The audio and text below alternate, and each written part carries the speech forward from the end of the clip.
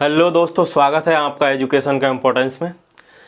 तो दोस्तों, इस वीडियो में हम बात करने वाले हैं कि हवाएं कैसे चलती हैं। तो बिना किसी देरी के शुरू करते हैं, because time is the coin of your life. तो हमारा टॉपिक है हवाएं कैसे चलती हैं। तो बहुत ही इजीली हम इसको समझेंगे। हमें पता है कि हवाएं चलती तो हैं, पर हमें उसका रीज़न पता नहीं है कि वो हवाएं चलती कैसे हैं। ये क्वेश्चन है हमारा कि हवाएं कैसे चलती हैं। ओके, तो हवाएं चलने का मेन जो रीजन है वो है दाब में अंतर, यानी प्रेशर के डिफरेंस के कारण ही हवाएं चलती हैं। कैसे, देखिए, इसका मेन कारण है दाब में परिवर्तन।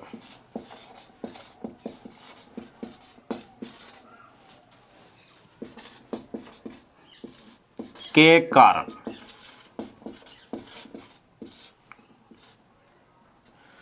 दाब में परिवर्तन के कारण हवाएं चलती हैं। अच्छा, दाब में परिवर्तन कैसे होगा? तो देखिए, जब हवाएं चलेंगी तो उच्च दाब से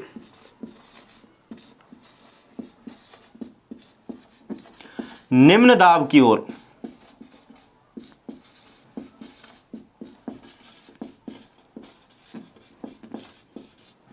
हवाएं चलती हैं।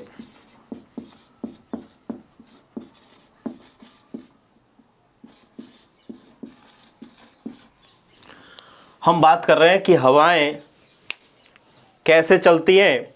फिर हमने बात की थी कि हवाएं भाई दाब में परिवर्तन के कारण चलती हैं। फिर हमने बात की थी कि भाई उच्च दाब से निम्न दाब की ओर हवाएं चलती हैं। अच्छा, अब इसको और भी डीपली समझने का प्रयास करते हैं। देखिए, ये मान लेते हैं कि ये है सन। सन हम लाल से बनाते हैं। देखो, ये सन है,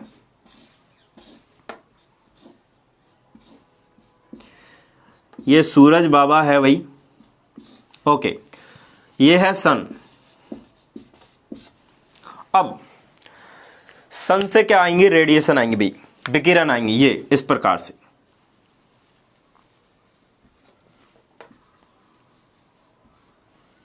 ये रेडिएशन आ रही है सन से, विकिरण।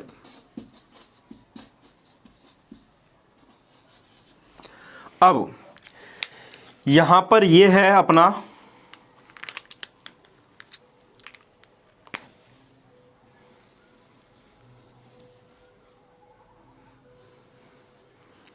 इसको बोल सकते हैं स्थल।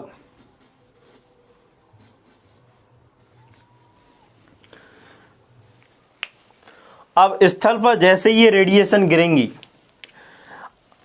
स्थल पर जैसे ही ये रेडिएशन गिरी,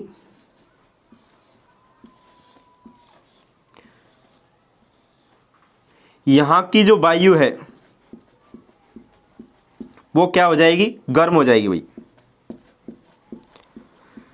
जैसे ये रेडिएशन यहाँ पर ज़मीन पर गिरेंगी, और ज़मीन पर जैसे ही गिरेंगी तो यहाँ की जो वायु है, किसकी बात कर रहे हैं हम बात कर रहे हैं वायु की। यहाँ की जो वायु है वो कैसी हो जाएगी? गर्म हो जाएगी।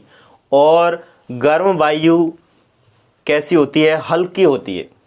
तो जैसे ही ये इसने हीट ली इस वायु ने, तो ये कैसी होगी? गर्म हो गई, और गर्म होके ये ऊपर की ओर उठ जाती है। ऐसे ऊपर की ओर उठ जाएगी ये। अब क्या हुआ? यहाँ पर एक कम दाब बन गया। यहाँ पर जो दाब है वो क्या हो जाएगा?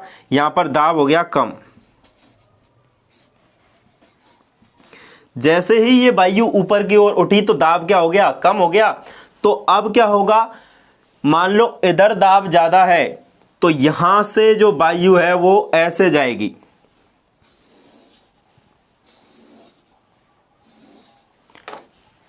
यहां से वायु ऐसे जाती है और हवाएं बहने लग जाती हैं।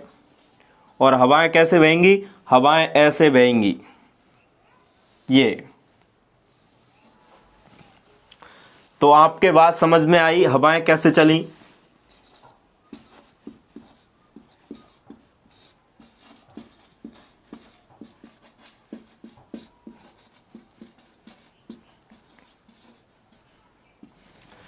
तो हवाएं चलने का जो मेन रीज़न था वो यही था, क्या, दाब में परिवर्तन।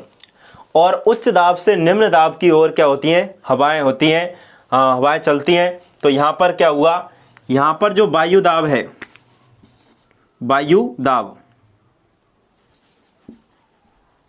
वो कैसा है, ज़्यादा है, उच्च है। और यहाँ पर कम दाब वाला क्षेत्र बन गया, क्योंकि यहाँ की जो वायु है वो गर्म होकर ऊपर उठ गई, तो ये कम दाब वाला क्षेत्र हो गया। तो अधिक दाब से कम दाब की ओर वायु बह के गई और ये हवाएं चलने लग गई। तो इस प्रकार से हवाएं चलती हैं। आई होप कि गाइस आपके ये बात समझ में आई होगी कि हवाएं कैसे चलती हैं। तो इस प्रकार से हवाएं चलती हैं।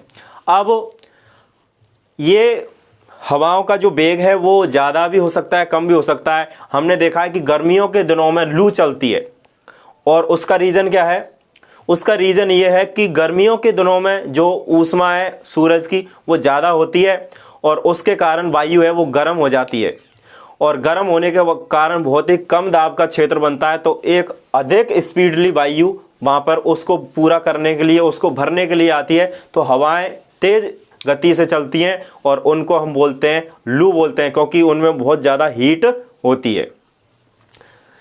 तो इस प्रकार से ये हवाएं चलती हैं। तो इस वीडियो में इतना ही। तब तक के लिए जय हिंद, जय भारत।